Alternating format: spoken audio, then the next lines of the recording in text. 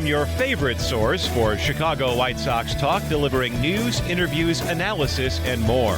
This is the Sox Machine Podcast with your hosts, Jim Margulis and Josh Nelson. Thanks, Rob, and welcome to a new Sox Machine Podcast episode.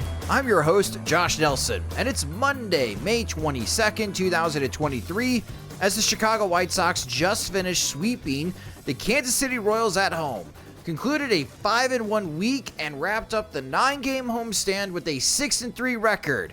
Yes, White Sox, more of this. Speaking of more of this, we'll discuss what sparked this good week for the White Sox thanks to outstanding pitching from Michael Kopech and Joe Kelly, preview the upcoming series at Cleveland, and ponder if the White Sox lineup needs to be shuffled for a short period while Tim Anderson continues to struggle. If the playoffs would start tomorrow, the Boston Red Sox with a 26-21 record and the Toronto Blue Jays, who are 25-22, would be sitting at home watching the postseason. Meanwhile, the 25-22 Minnesota Twins would be hosting a playoff series.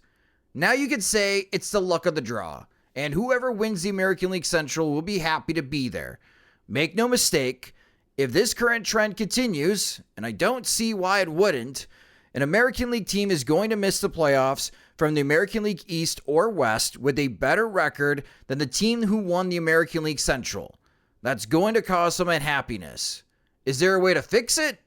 That's why I invited our guest to speak about it, as he just recently wrote about this very situation for CBSSports.com. It's Matt Snyder. Matt, thanks for coming on the Sox Machine Podcast. Greatly appreciated.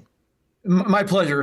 Good to be here. And I want to say right off the top that I love doing the team-specific things, so I can be totally honest and say that I kind of feel like one of the biggest reasons that it became kind of a talking point is that the Yankees were left out, even though they had a better record than the AL Central team. And like, my reaction to that is just to laugh, like, all right, is it really that big of a travesty? Like, all right. You know, like I said in the article, if Yankees, and the thing is, a lot of Yankees fans wouldn't cry about this because they have very high standards. They're kind of almost entitled as a fan base.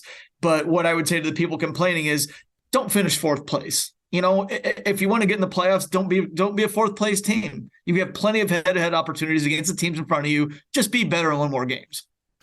Are you surprised with how things are shaking out in the American League after the first quarter, especially with how well the American League East has been playing and how poorly the American League Central has? Generally speaking, no. In our gambling show before the season, one of the things I leaned heavily on was the change in the schedule and the American League East playing so many fewer games against each other. And that means they get those games elsewhere. And it looked like it was going to be a better division top to bottom anyway. One of the things off the top of my head, I don't remember it, but the Red Sox had just an atrocious record against the rest of the AL East last year. I mean, it was like something like 30 games under 500 against the AL East. And they played like something like a 90-95 win team when they didn't play fellow AL East teams. And they're the worst team in that division. I thought they were coming in. I still think they are. One of the things I leaned on was like picking the AL East overs and going on the unders and the rest of the AL. And it looks like it's kind of shaking out that way. Now, I said generally speaking, because yeah, specifically, there are things that are surprising. Like, I didn't think the Rays were going to be this awesome. If you look at the Central, I would have thought the Guardians were going to be better. I certainly would have thought the White Sox were going to be better than this. But yeah, like generally speaking, it's kind of what I expected. With the balanced schedule, are we running into an issue with how the divisions are set up with this playoff format? Because there's going to be some baseball fans that will say, well, the point of the postseason is to have the best teams in the postseason.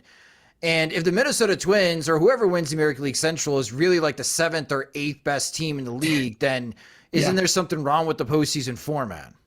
Yes, probably. And if you can, we can go back several years, and if you can just kind of start gathering breadcrumbs on where this thing is headed, it's headed to completely not doing away with the divisions, but revamping them, shaking things up, because doing away with the DH. All right. And now the National League and American League aren't that much different anymore. More interleague play, fewer games within the division, which again means more games against the other divisions. You're moving more and more toward something that's a lot more uniform. So it just, you can kind of see where it's headed. And I think we're going to continue to head down that path. And something I mentioned in the article was a few radio stations had asked me about the realignment. That's the only reason I wrote about it, because I didn't really feel that strongly about it. But people were asking me about it. And sometimes that's how it goes. I go to the editors and like, I've had like 5 people in the last week ask me if they should realign or do something different with the playoffs. And I think it's probably because the Yankees and Red Sox look like they might get screwed in this format. And they were like, hey, if that's worth discussing, there's people thinking about it, let's write it. So through the course of writing it, one of my thoughts that came up was they're not going to redo everything, I don't think, until they expand. And they're not going to expand until the situations with Oakland and Tampa Bay are settled in the ballparks. So I feel like it might take it until maybe a decade from now, maybe less than that. But come, we'll say 2030, I think that we'll have 32 teams and the divisions will be pretty well redone. I think they'll maintain stuff like sticking in the Chicago area. They'll keep the Cubs and Cardinals together. Like come hell or high water, they'll keep the Yankees and the Red Sox together. They'll keep the Dodgers and Giants together. But I do think other than that, there will be a lot of shaking up. Well, if you don't expand then the postseason to like 8 teams in a 4-division format. Probably will. Matt, you're still running the same issue, right? Like you can still have like 3 teams in a division or 4 teams in a division better than the second place teams in the rest of the league. So is this really a problem? I could understand people like pounding the table and being like, look how terrible the American League Central is and look how good the East and West are. But is this really a problem for Major League Baseball? No, I don't really think it is. I mean, like I said, probably the only reason I wrote about it is because a lot of people were talking about it. And sometimes that's the way it goes. Sometimes like I feel really strongly about something, so I'll go with that. Other times I see a lot of people talking about it and I'll just kind of give my thoughts on that. As I said, I kind of concluded like, just leave it how it is. It's not really broken. You can come up with individual examples. As I mentioned in the article, like the 2015 NL Central, when the Cubs had the 3rd best record in all of baseball and they were a road wildcard team. That's just the way it shook out that year. Sometimes things are going to happen. It's just year to year, ebbs and flows, anomalies, any which way you want to phrase it. Things are going to pop up like this. And my reaction is never, we need to revamp the entire system. It's always, well, we're letting in right now. I will say I still appreciate that baseball has the most exclusive playoffs out of the major North American sports. Like it's still the hardest to get in. But when you're having 6 teams per league get in, my response is always just be better. If you get squeezed out, it's because you didn't do a good enough job within your division and you should have done better. Do you think the balanced schedule is working from a competitive standpoint? Obviously, from a fan standpoint, it's great that each team's going to play against each other and planning for future road trips next year, like weekend trips, be like, oh, let's look at the schedule and maybe the White Sox will go to all these places that they usually haven't been to in like 4 or 8 years with the previous way that they scheduled games. But from a competitive standpoint, is the balanced scheduling working? It's hard to say. I mean, I guess it depends on what you want, because I kind of think it's cool to see a variety of different teams. And I honestly kind of thought it was overload to play 18, 19 games against teams in your own division when, for example, the Yankees are in Cincinnati tonight. And I went to look at Aaron Judge's splits. He hasn't played there since 2017. When you have stars that big and there's some cities that never get to see players like that, if you think about, if we say in the NL Central, how long it might be between seeing Shohei Ohtani and Mike Trout in your home ballpark, something like that. I think in terms of marketing the game to casual fans and letting them see the superstars as many times as possible, I like the more balance, and I understand that. But the funny thing is I feel like there might be some contradiction in what I'm saying, because I just a second ago said be better within your division, and now we're taking away games from that division. I still think 13 is enough. I still do think 13 is enough, but I could see somebody replying back to me and saying, well, hold on, you just said be better within your division, but now we're taking away all these chances within the division. So like I said, I guess it just depends on what you want out of it. It's Major League Baseball's stance, generally speaking, is the most entertainment value possible for the most number of people possible. And under that umbrella, I think more variety is better. Yeah, I bring that question up because right now the American League Central is 14-41 against the American League East. Holy cow. And I mean, I knew it was bad, but when you throw a number on it, it's just that's like A's level bad, the entire division. Yeah, and you know, Detroit's 2-14. They have a great record outside of the American League East, but they're below 500 because they're 2-14. I wanted to get your outside thoughts about what is going on the south side of Chicago with the White Sox. Obviously, that's the team that we cover, and they should be in a better contention spot, especially with how weak the American League Central is. Absolutely. What are your thoughts about this White Sox team in, let's say, the near future, like 2 weeks to 4 weeks?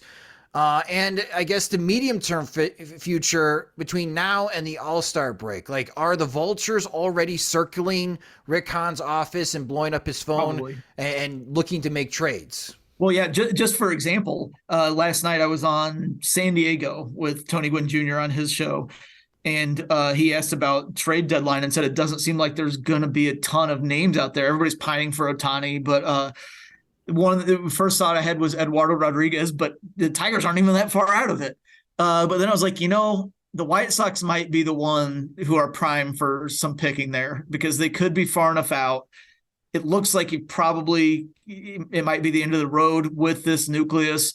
But man, not a lot of them are at free agency after the end of this year or even after next year. So it'll be interesting to see how they navigate that. The perspective I have on them is the short version is it seems like an absolute mess. I think that you go back to 2021, a lot of talent, a lot of top level talent, whether it was rotation, bullpen, position players, really high end talent, but it seemed like there wasn't much organizational depth. That if you had major injuries, and again, it seems like a lot of the regulars are injury prone. For even if it's minor stuff like Anderson, it seems like he always has to have a week here and a week there on the injured list. And then with Aloy and the major injuries, but it just seems like a combination of not enough organizational depth with all the injury issues. It just ain't happening with that group. Is that kind of where you are? Oh, yes. Yeah, that's what we've been that's what we've been saying. Like Lucas Giolito, Matt, I would be shocked. I would be shocked if Lucas Giolito's with the White Sox after August 1st. I mean, he is a free agent. Jerry Reinsdorf does not approve contracts that Lucas Giolito will be seeking in free agency.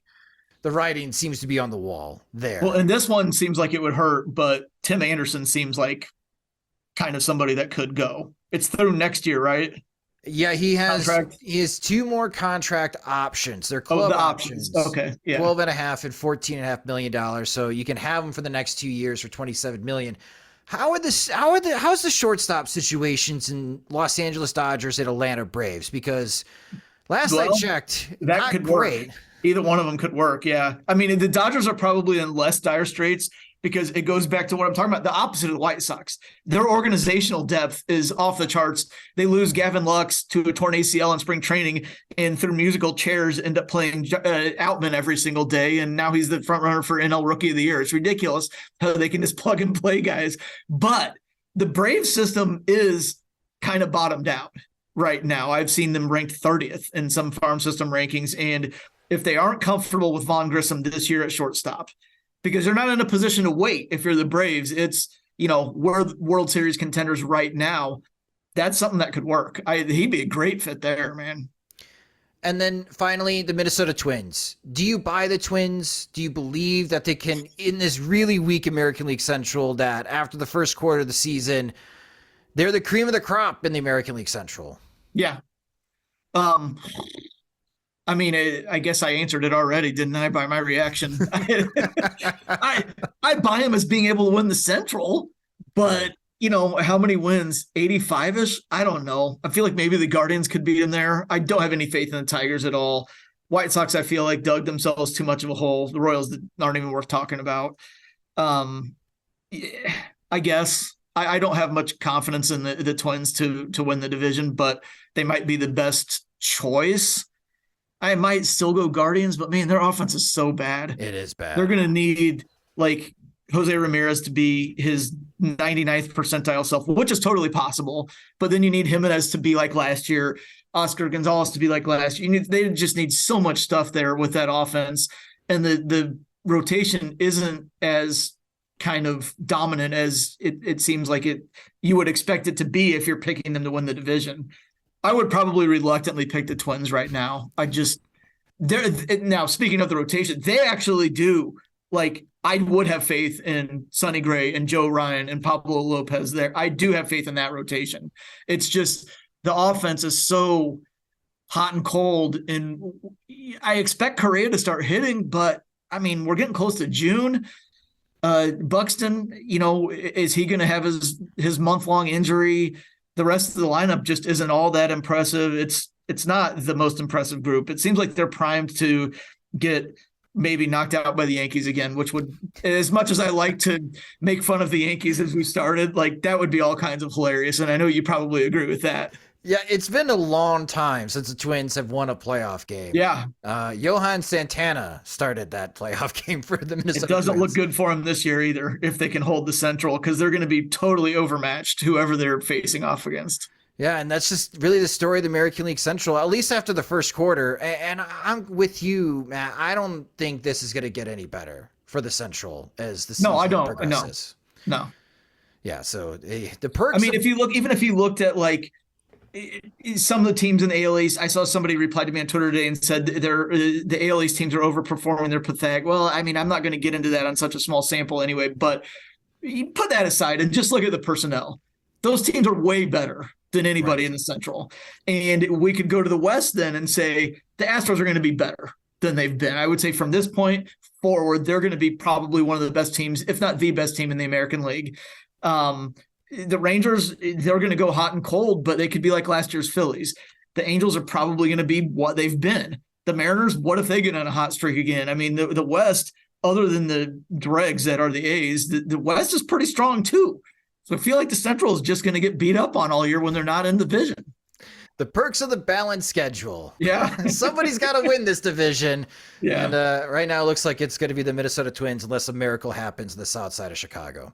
You can read Matt's excellent work on CBSSports.com and follow him on Twitter, folks. He's at Matt Snyder CBS. Matt, thank you so much for joining the Sox Machine podcast. All right, man. Take care.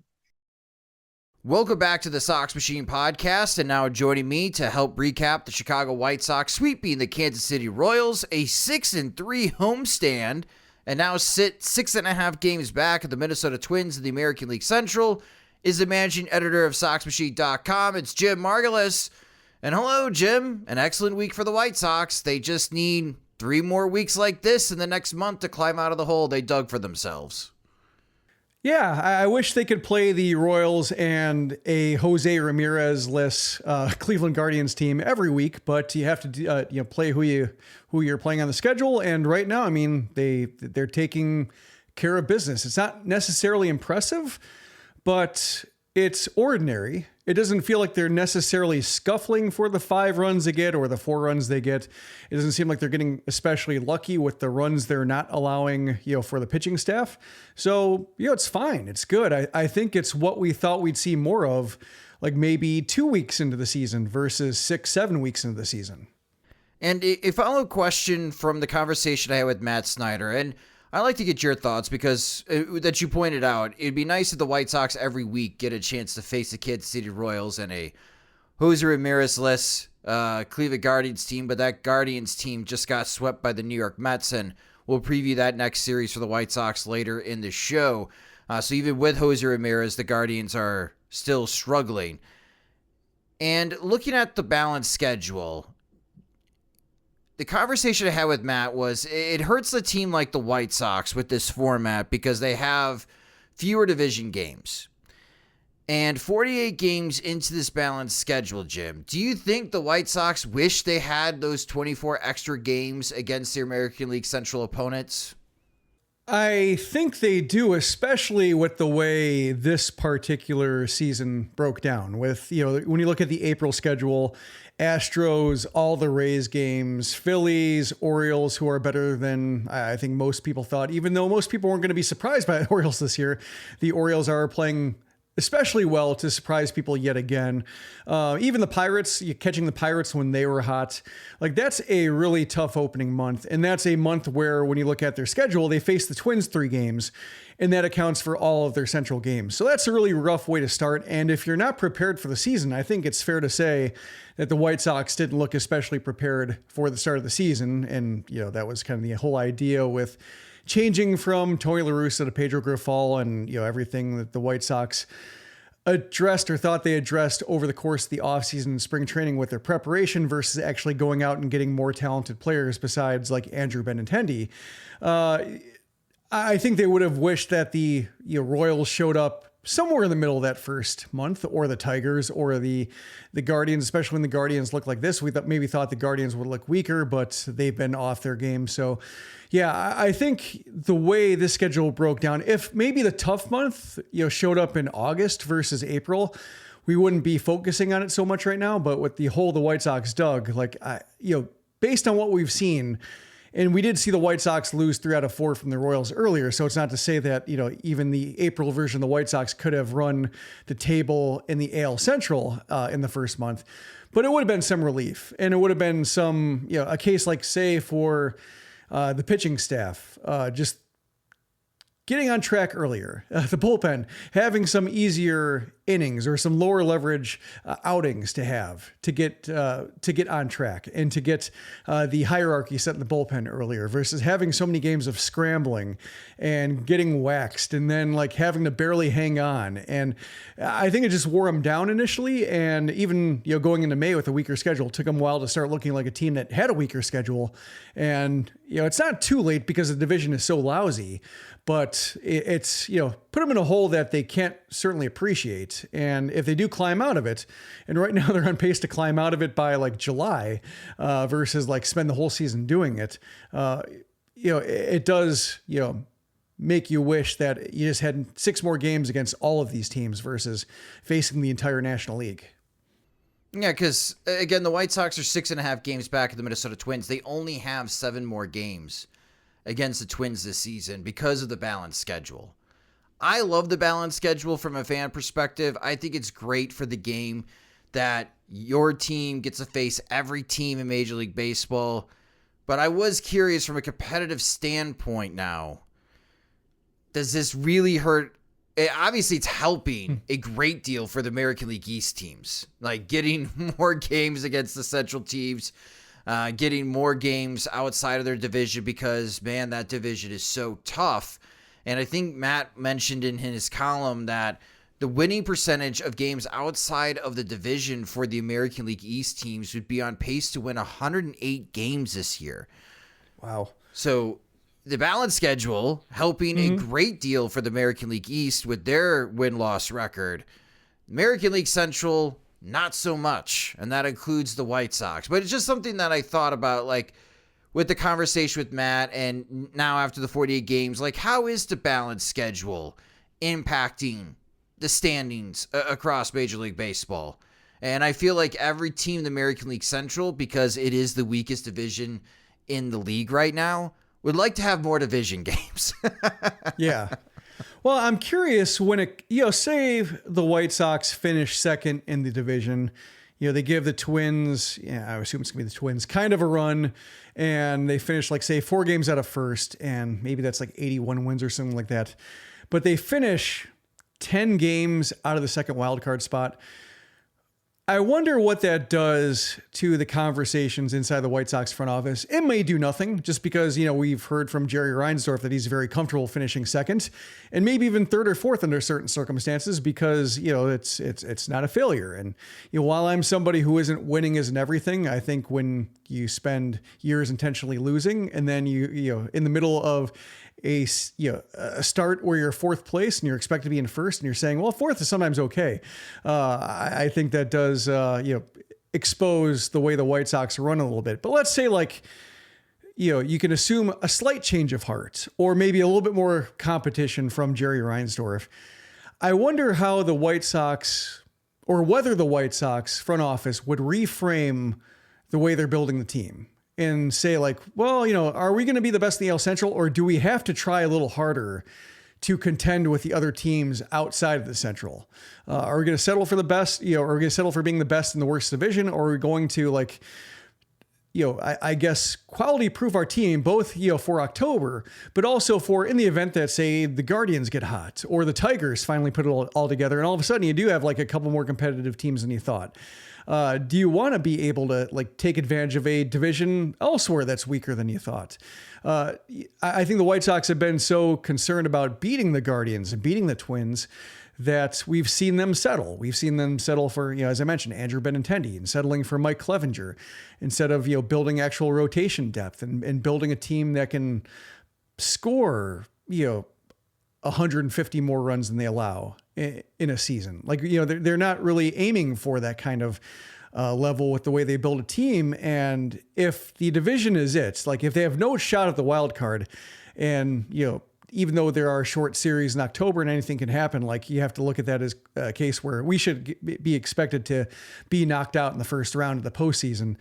It does make me wonder if this is ultimately maybe good for the White Sox in the sense that, if they finish second in the worst division, that means they're 1, 2, 3, 4, 5, the 8th, 9th best team in the league. And you spend all these years losing to build the 9th best team in the American League.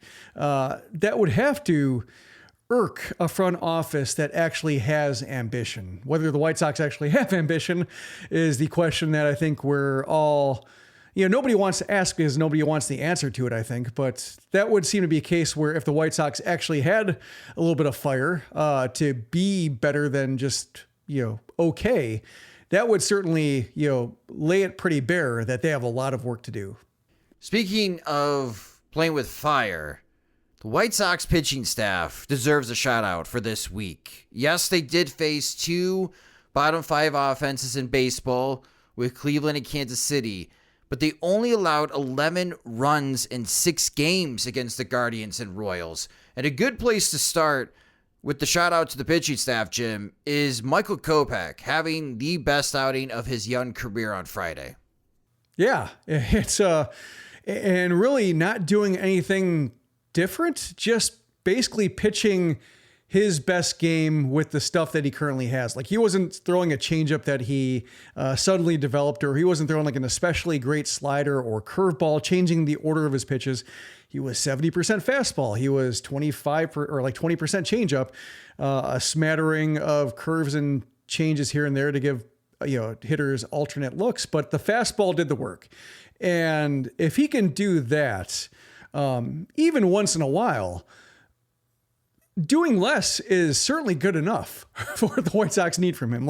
They don't, it's the, feast and famine that I think is, will be frustrating from here on out, knowing that he can go and do that and just undress hitters with a fastball alone, basically. The slider was okay, but the fastball was great. There's a lot of potential for just having good starts, having stuff that's less than his best, like throwing 6 innings of 2-run ball, which I think everybody would love to see Michael Kopech do more often, considering he's right going into the season, he was the number 4 starter. Right now, with Lance Lynn, and he's turning around too, but right now I think you want Kopech to be at least number 3 until we're convinced that Lynn is back. That's something where Kopech can maybe be that guy if he can access that stuff a little bit more. And it really seemed like he had ironed out his release point. The fastballs were all where he wanted them. And if he missed high, it was almost useful, or maybe not always on purpose, but at least, the eye level was the same. He accomplished the same thing that he wanted to do with it. Very few mistakes with the sliders, and the fastball was so good that when he did make a mistake with the slider, they were so geared up for protecting against the fastball, they couldn't really do it. That is the template for success for Kopech, and that pitch is so good that it's possible that he can do it more often. Really, when you look at a guy who's maybe 1.5 to 2 pitches, you think that, he's going to be in trouble against better offenses. And that's true to a certain extent. But when he throws that fastball, with so much ride and so much action, and so the location is so great, just ironing out his release point and getting a consistent release point with multiple pitches and throwing strikes and not getting himself in trouble with, 5 walks over 6 innings. Because we've seen him limit hits just fine. It's just the walks that are killing him. ironing out that release point and having the consistency that he showed with just when he was, letting go of the pitches. It sounds simple. It's not simple. I mean, that's what every pitcher battles himself with, the consistency of delivery. But like, if he can come anywhere close to that, he's a good pitcher.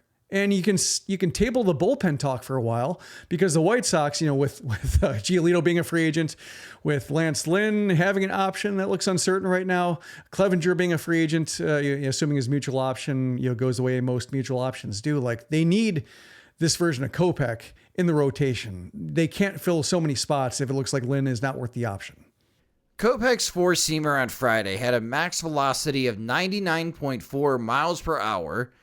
That's the type of elite velocity we have not seen from Kopech in a while. The Royals had 31 swings against Kopech's four-seam fastball. They whiffed 15 times, a 48% whiff rate on a four-seam fastball, Jim. Like, you rarely see that today in Major League Baseball. You rarely see that type of whiff rate. And they were late on 96, 97. It wasn't just like the 99 stuff that was, mystifying them. His ordinary fastballs, they were, I laughed out loud a couple times just seeing how late they were in fastball counts. He did mention, I think it was either Kopech or Sebi Zavala, they did do a little tweak on the slider. Instead of throwing more sweeping sliders, they were trying to throw sharper sliders with a little bit more of a drop. Something to pay attention to if the sweeping action for Kopech is just not working. Maybe he ends up throwing more of what would probably look like a cut fastball coming out of Kopech. We'll see on what he does with the breaking stuff. If he is a one-pitch pitcher and it's this type of elite performance from the four-seam fastball, I do think it's going to work great against bottom 5, bottom 10 offenses, Jim. But to your point, what happens when he does face an elite offense and he is sticking with the fastball? Does he get burned in a future start? We're not going to know for a little bit, because this next week, the White Sox have a road trip to Cleveland and Detroit, not facing elite offenses, but there are series coming up against the New York Yankees, against the Los Angeles Dodgers. If Kopech gets one of those starts against those teams, I'd be curious to see on how this game plan works. But stick with the game plan for the time being, because whatever he was doing before clearly was not working. It was making me think that Kopech may have to go back to the bullpen, because this whole starter business is not working out for him. If Gavin Sheets is at first base on Friday instead of Andrew Vaughn, Sheets catches Massey's little liner, and Kopech is entering the ninth inning with a perfect game. I do believe that. Like, the height difference would have changed on how that liner played out. I think Gavin Sheets catches it, and yeah, Kopech is chasing history on Friday night. But a phenomenal start from Michael Kopech. And Lucas Giolito, despite giving up the home run to Salvador Perez, he was lights out again. Lance Lynn, not a great start to the game, but he got back on track, which is nice to see against Kansas City.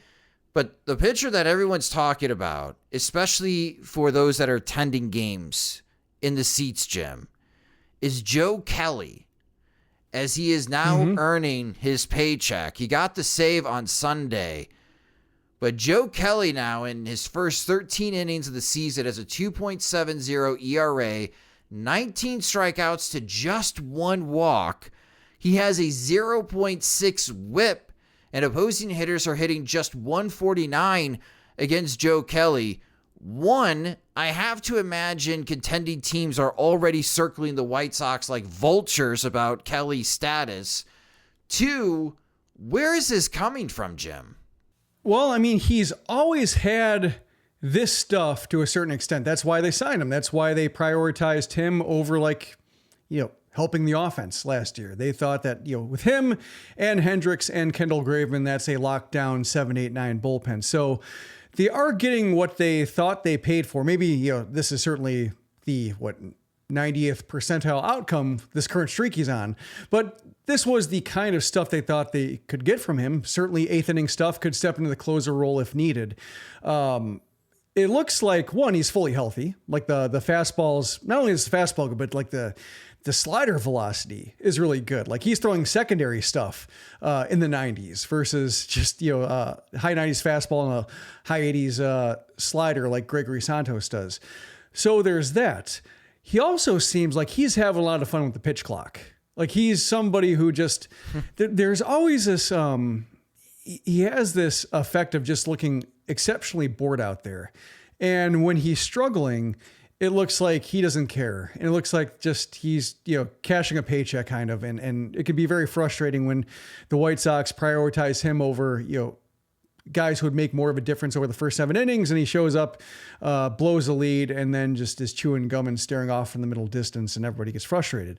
But when he's rolling and when he's doing the, multiple leg kicks and alternating with quick pitching, it looks like he's bored with hitters. And that's certainly more enjoyable. Like I love watching guys who are so comfortable out there that they almost make the field their own. Like Robinson Cano, I guess before he got, busted for PED use. Like, I thought he was going to be an easy Hall of Famer, and I would have supported that because like a guy who makes baseball look that easy, should be a Hall of Famer. Like, maybe he should care more, sure. Or maybe he should look like he's caring more, but also like if you're able to look that relaxed and still be one of the top 10 players in baseball, like that is so awesome. Like I would love to know what that feels like to be that comfortable in such a high stress competitive environment. So Kelly is channeling my favorite form of baseball player, which is just guy who ultimately, thinks he holds all the cards and is just loving every minute of it, even if his face doesn't show it. So,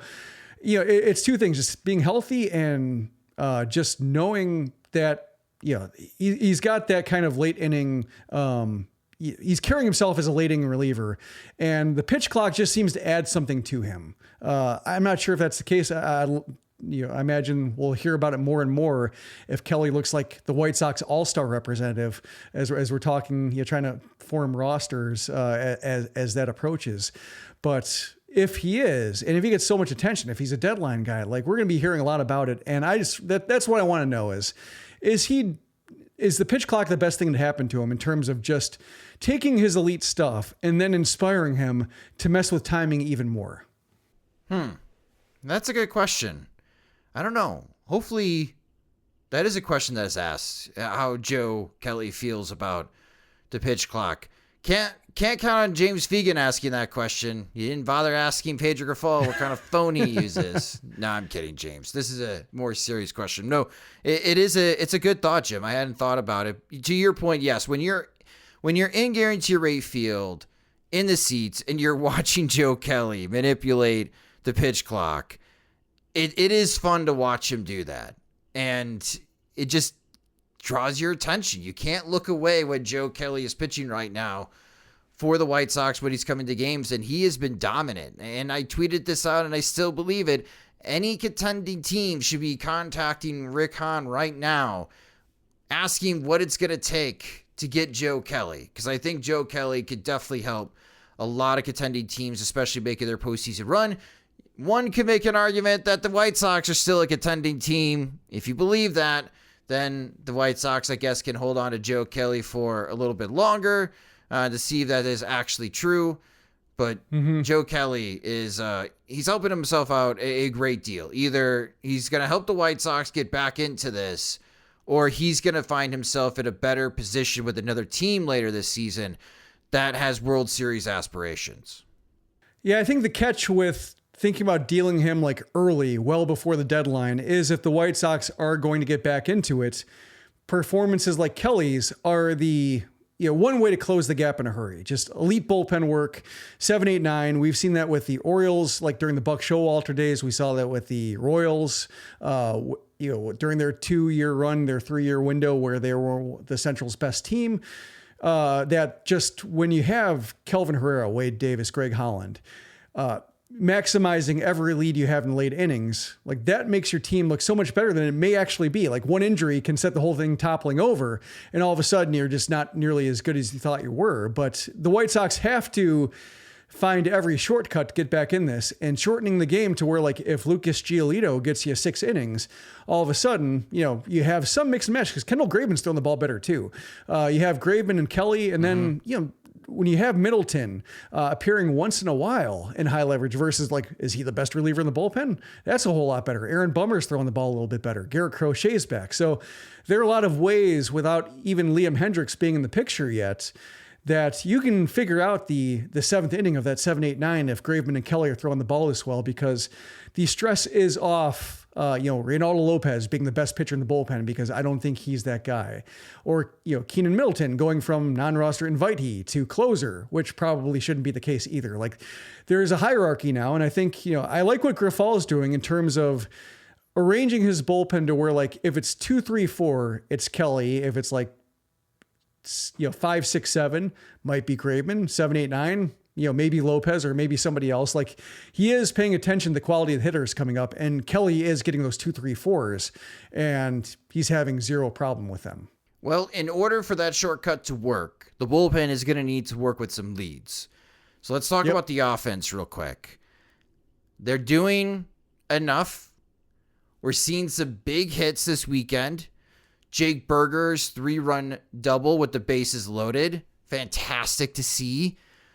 Even Romy Gonzalez coming through with a 2 RBI triple. Out of nowhere. Romy Gonzalez having himself a game on Sunday. And we're still seeing the home runs, especially coming from Luis Robert, who just hit his 13th home run on Sunday for the season. That matches a single season high in his career for Luis Robert. He's already matched his single season high, and we are in the month of May. But when I look at the White Sox lineup, and this is starting to become a louder conversation, and it really points to one player in particular, and that is Tim Anderson. Does this lineup need a shakeup, Jim?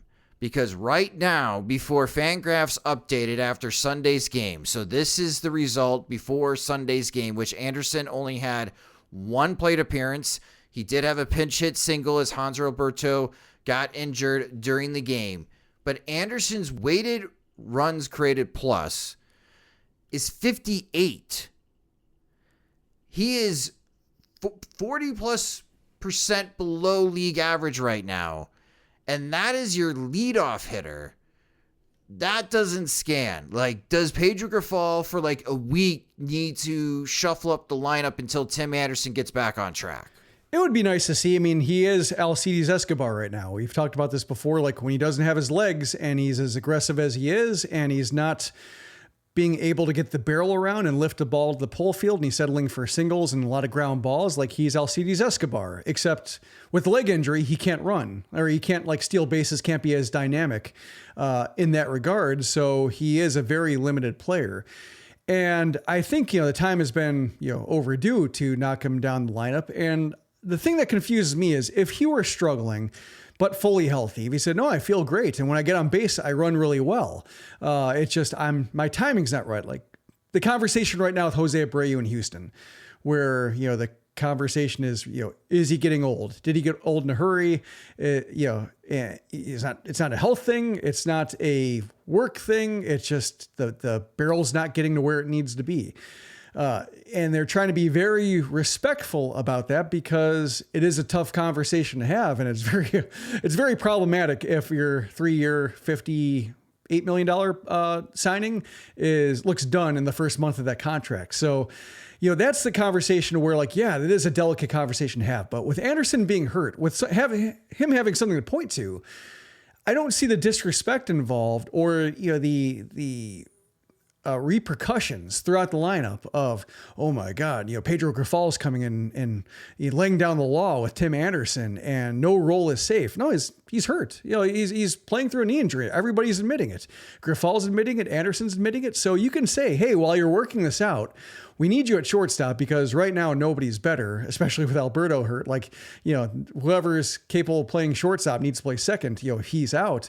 Like, we need you out there. We appreciate you playing through this, coming back from the injured list, But, right now you're not close to 100%. So we just need you to be in the field and be there for us. And we're going to take some of the stress off you by getting other guys up in the lineup. Like, I don't see the disrespect there. I don't see that Grifol would be insulting anybody because the numbers are the numbers and the quotes are the quotes. Like if Anderson were denying it and saying like, no, I'm perfectly healthy, then you'd have tougher questions. But in this case, it seems pretty cut and dried to where he's just not himself. And as long as he's not himself, then you should pretend that he's somebody else and have him lower in the order. And you would think there's no insult there, especially like if Andrew Benintendi is doing a good job of getting on base. And you have other guys you might want to shuffle up in the order that might be able to get the lineup going. The White Sox right now have 6 hitters with a WRC plus higher than 100. And it's obviously Luis Robert, Yohan Moncada, Andrew Vaughn, Jake Berger, Gavin Sheets, and Yasmani Grandal. And the way that they're starting their lineup, the way they're starting their games is Anderson and then Benintendi, who's got like a 92 weighted runs created plus right now. So he's slightly below league average, but he is below league average. And neither Anderson or Benintendi has a home run. It just feels like the White Sox offense does not get started until it gets into the middle of the order. Like it doesn't start until Luis Robert bats, but you're already 2 batters into the game. And I know that the bottom part of the lineup with the injuries that they're dealing with, especially when you got Hanser Alberto and Seby Zavala down in the bottom of the order, that's like, oh my gosh, there's nothing at 8-9. But there's not much coming from Anderson at the moment. Before his pitch hit single, he went 0 for 8 in this series with a couple double plays. He entered 2 double plays on Saturday for the White Sox. Like, this lineup, I think, could be reconfigured to be better optimized, but it is going to require that very difficult conversation of moving Tim Anderson off of the leadoff spot and using somebody else, whether that's Benintendi, because Benintendi will be willing to draw a walk, if that's going to Yohan Moncada, whomever. But I don't think it makes any sense when you've got like Jake Berger batting 6th or 7th in the lineup and the way that he's hitting. Yasmani Grandal, I know he's just singles, but maybe you should try to position him in a better spot in the lineup where he's actually got runners on base that you could take advantage of those types of singles. And Robert, I think Robert hitting 3rd is perfect right now for the White Sox, but if you want to move Moncada and Robert up 1-2, I won't have any qualms with that as well. I just feel like this lineup could be better optimized, and I know lineup conversations when it comes to baseball, people will point out is like, it's not that important, but I think it is important, at least in the short span here, that if you want the White Sox offense to be a better, well-oiled machine, I think that they need a shakeup temporarily until Anderson gets back on track. And when Anderson's back on track, then boom, put him back at the leadoff spot and then just run with it. But right now, it's very hard to convince me that your leadoff hitter who's 40% below league average should continue to bat leadoff to get through these struggles. Like, I don't buy that argument, Jim. Yeah, and the lineup conversation, as you mentioned, like, typically doesn't make that big of a difference, but when you do have, like, one of your worst hitters at the top, and when you have a team where, like, as we talked about with the bullpen, protecting every possible lead, like, runs do count. Like, the one run in this case does mean a lot for a White Sox pitching staff pitching like they are. So I'm thinking of like that Cleveland game against Logan Allen, where having a second run in that game really would have been helpful, even though it would have shown as like, reshuffling the lineup only got them 2 runs instead of 1. But maybe they handle the late innings differently with the way that game's going because they have a 1-run lead versus being tied at 1 with Dylan Cease on the mound. So there, with how high leverage these games are, I agree. And with Anderson being hurt, that's what I keep coming back to, and why I don't get why it's a difficult conversation to have, is because if he's hurt, then just pat on the back for being a soldier and say when you're back 100%, you'll be back atop the lineup because we love the way you get on base and you run in the weird way that you do it. But right now, as long as he's admitting that his legs aren't there and he's not able to get the right stride in the batter's box, and he's not exactly able to hit that fifth gear on the base paths and turn singles and doubles, and he did get caught stealing as well, so it may be affecting him trying to get the extra base in the stolen base department as well, that he's not the same guy, and he shouldn't be treated the same, because when he has the skill set that he has, and when it's all based on batting average, when it's all based on getting the most out of that barrel, and that barrel's not doing it, he's not special. And, he shouldn't be treated as special. And that's just kind of the cost of the way he does business. Like, if you're more of a walk guy and we're hitting like let's say he was an elite on base guy, like he hit 300 with an on base percentage of 380. Now he's hitting 240, but getting on base 330. Like, that would still be useful. Mm-hmm. But right now, Anderson is not useful. Yeah, that's why at least at the top of the order, he's useful, like filling out a lineup, but not at the top of the order. Yeah, that's why if you want to make the argument, if White Sox fans want to make the argument, okay, well, they just have Andrew Benintendi lead off and move Robert, Makata, Vaughn, Berger, Sheets, Grandal up one spot in the lineup. Okay, I could buy that because Benintendi is getting on base, and that's what you need from your leadoff hitter. Anderson's not doing any of that. And he takes extra bases. Yeah. He takes extra bases. He can go from first to third, first to home. Like that helps. It does. And again, in a week or 2 week span, your leadoff hitter's getting what? 3, 4, 5 more plate appearances than your number 2, number 3, number 4 hitters in the lineup. But at this moment where the White Sox are, I'd rather give those 4 or 5 extra plate appearances to either Luis Robert or Yohan Makata, Jim. And I think the White Sox need that. So I'm in favor of a lineup shakeup. I think it sounds like Jim is as well. Let us know in the comments section on SoxMachine.com how you guys would shake up the White Sox lineup. If you would, or maybe some of you still think that it's best if Tim Anderson, you don't move him off the leadoff spot because that is where he's most comfortable. And if he's going to break out of the slump, he needs to be doing that from a place of comfort.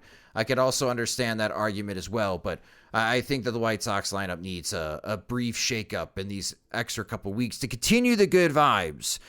And Jim and I are going to take a quick break for a word from our sponsor, but let's see if the good vibes continue for the White Sox as we preview their next series as they head to Cleveland to face the Guardians.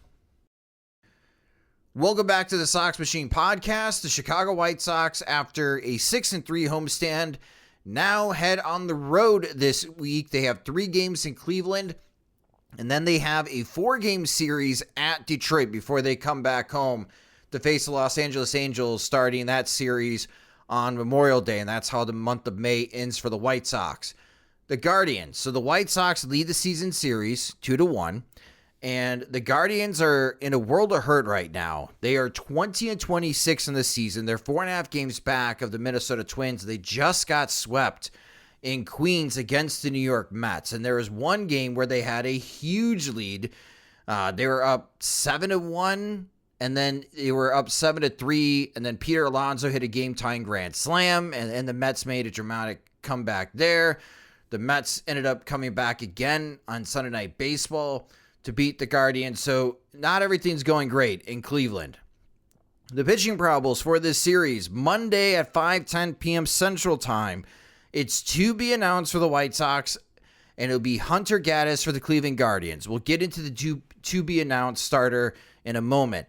Tuesday, 5:10 p.m. Central Time, this is going to be a Sox Machine from the 108 playback watch party, so you could watch the game along with us.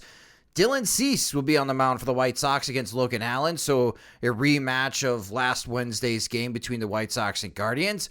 And then on Wednesday, getaway day, this game's going to start at 12:10 p.m. Central Time, so lunchtime for those in Chicago during the workday. It'll be Michael Kopech. Can he repeat what he did against Kansas City against Cleveland? And Cal Quantrill, which the Guardians have been playing really good baseball when Cal Quantrill is on the mound. So that could be a tough game for the White Sox. Back to Monday and the to-be-announced starter. And we're in this situation, Jim, because Mike Clevenger is now on the 15-day injured list with his right wrist inflammation. So he's not going to be with the White Sox for a couple weeks. We talked about Davis Martin going on the injured list because of Tommy John surgery, and poof, there goes your starting pitching depth. Any guesses on who is filling in for Clevenger's spot in the rotation? Seems like Jesse Schultens would be the guy. Like he got the week off in Charlotte, I think in anticipation of Clevenger needing to hit the injured list. He's been doing okay there. I mean, it's always tough to pitch in Charlotte, but he's got an ERA below 4 and striking out more than batter an inning, keeping the walks in check.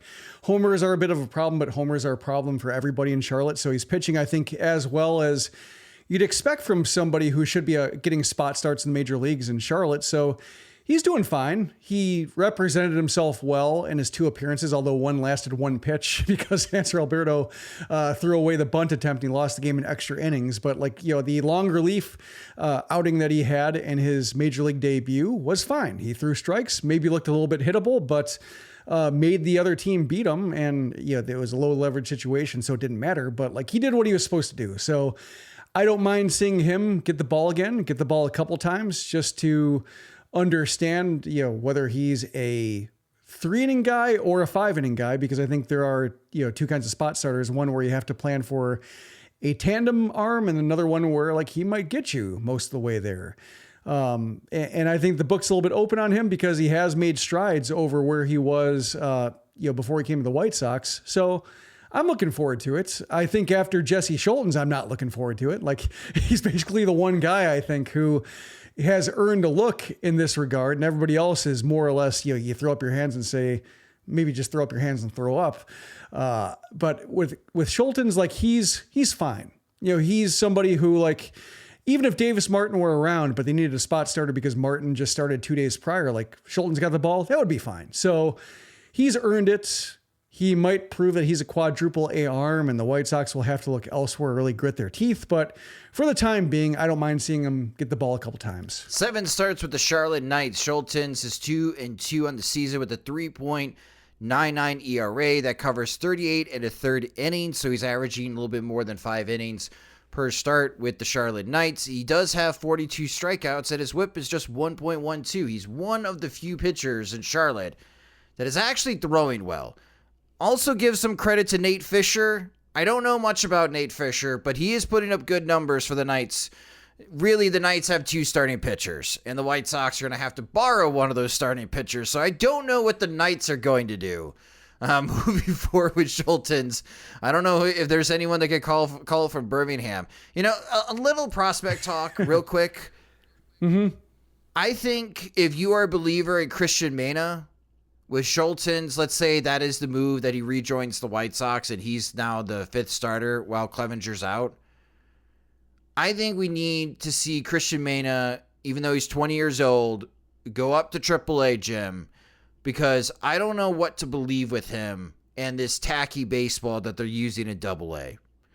If you really want to see him at some point in the major leagues, we need to see him in AAA and get him to using the same baseball they're going to use in the major leagues. And we got StatCast now in Charlotte. Let's see where his stuff actually is, because I don't know whether to believe what I'm seeing from Christian Mena, and the stats, especially in the last couple of outings, are not promising. Yeah, it's really tough because you're going from the Southern League, which is already a little bit pitcher friendly, and Birmingham's a comfortable place for pitchers. Then you make it even easier on them with the tacky ball. And you say, okay, it's, go pitch in Charlotte now. It's like going from pitching underwater to pitching on the moon when it comes to run environments. So I don't, it's a case where I don't think there is a good answer with Mena. If he gets clobbered in AAA, I don't know if that tells you anything about the pitcher himself. I think it tells you maybe a little bit about the circumstances in which he's pitching, but I think it's July 13th. After July 13th, the Southern League will go back to using the regular baseballs. And even then, I don't expect it to be a switch flipping and expecting him to be back to normal, turn into a pumpkin because the lights are on. With Mena, I think it's a case where, he's young enough, and he's certainly young enough for Birmingham, to where by the end of the year, we should know about, whether the White Sox can count on him for any kind of innings in, 2024, whether it's as a regular in the second half or as somebody who just gets spot starts. But I wouldn't want the emergency of the 2023 White Sox in the rotation and Mike Clevenger and Davis Martin, then whatever AAA depth you have to affect him, because this is a really tricky situation for somebody who, I don't get why they're using the tacky ball the way that they're using the tacky ball. Like, it doesn't really make any sense. I get why, there is a tacky ball to try to make it the enhanced script ball, they're calling it, to try to eliminate the need for pitchers to come up with their own concoctions and mess with spin rates the way that they did. But it seems like such a severe experiment at such a delicate stage of a lot of prospects development, because it's not only affecting guys like Mena, but like we're watching Luis Mieses take a huge step back when he was on a nice ascent, and Jose Rodriguez looking really rough after a hand injury. Like, a lot of these guys, were building something, and now it's all being toyed with in the middle of their careers, and in some cases, like the most important parts of their career. So Mena, it's affecting him a little bit differently, and that it's helping him a little bit, it seems, but also he's so young that who knows.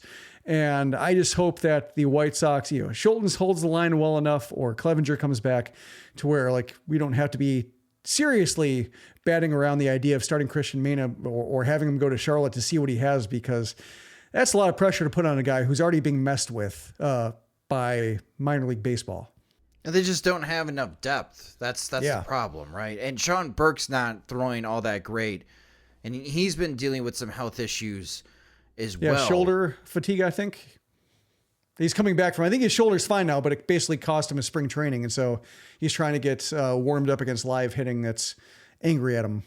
Yeah, I think on the topic of Christian Mena, and again, for those that visit SoxMachine.com and the daily, Jim does a great job with the minor league recap.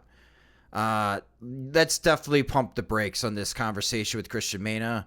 He only threw 49 pitches on Sunday, only got through 2 1/3 innings because he allowed 6 hits, 6 earned runs, 1 walk, 2 strikeouts, and he allowed a home run.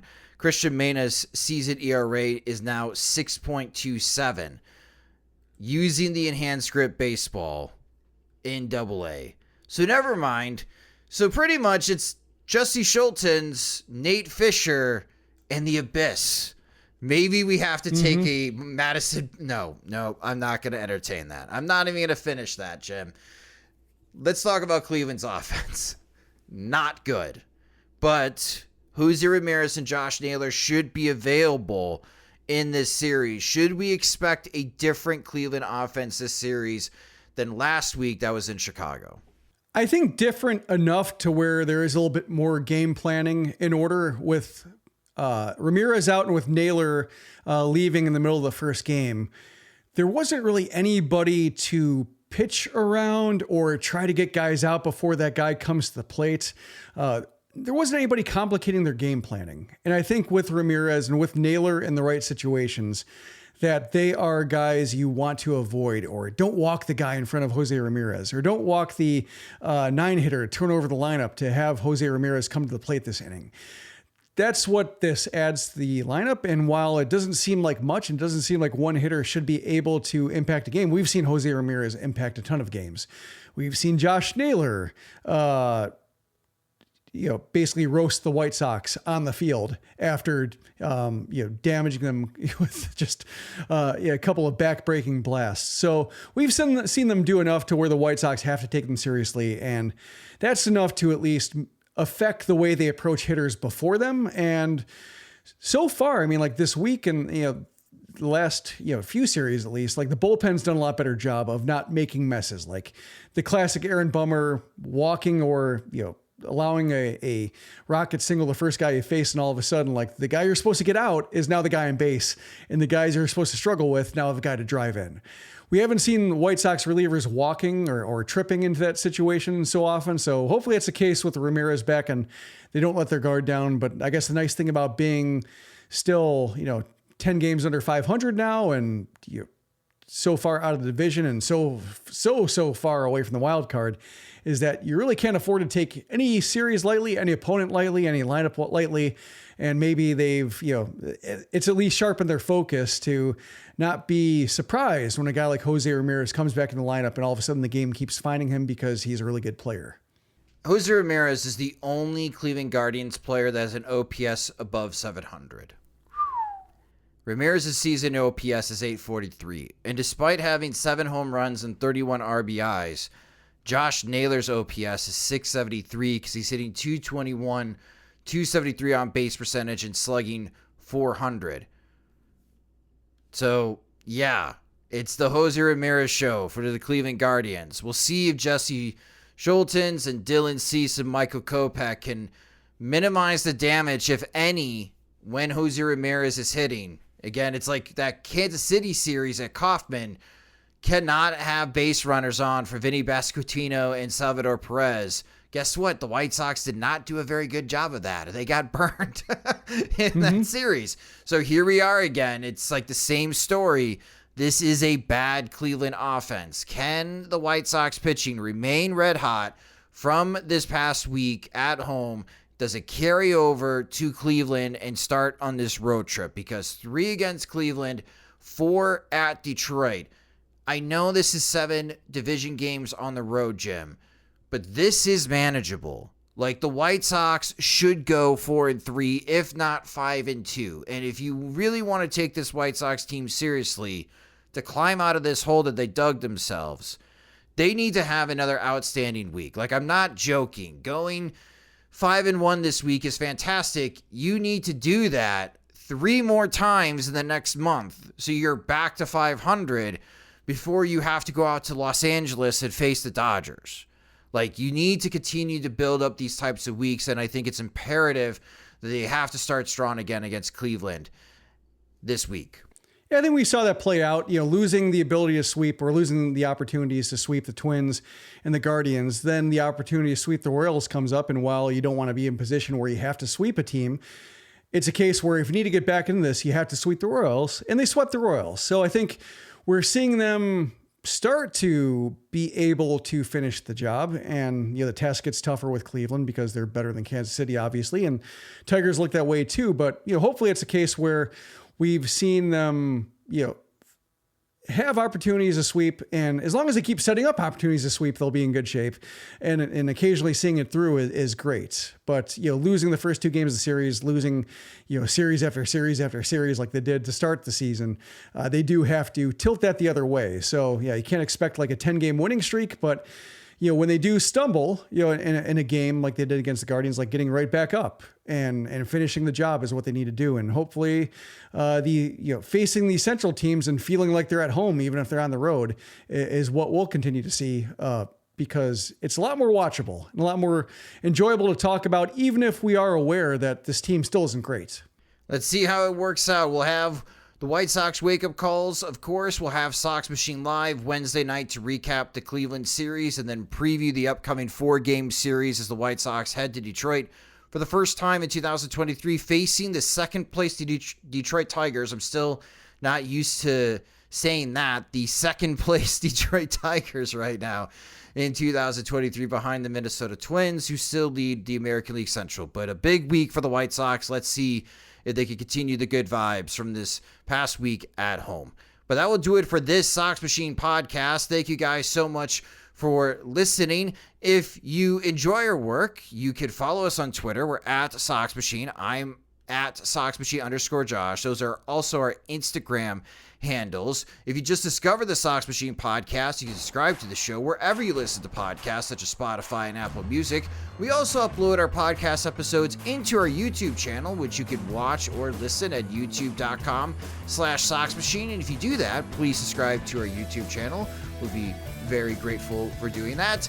Also, you can get more from us by becoming a Patreon supporter at patreon.com/SoxMachine, where our Patreon supporters get exclusive content, ad-free versions of both the podcast and the website, and when we have new Sox Machine swag in the Sox Machine store, they're the first ones to receive it. Monthly plans start at $2, or you can save with an annual subscription. Again, sign up at patreon.com/SoxMachine. The Sox Machine podcast is a production of SoxMachine.com, your home for all things Chicago White Sox baseball, and part of the Blue Wire Podcast Network. Alongside Jim Margulis, I'm Josh Nelson. Thanks for listening and watching.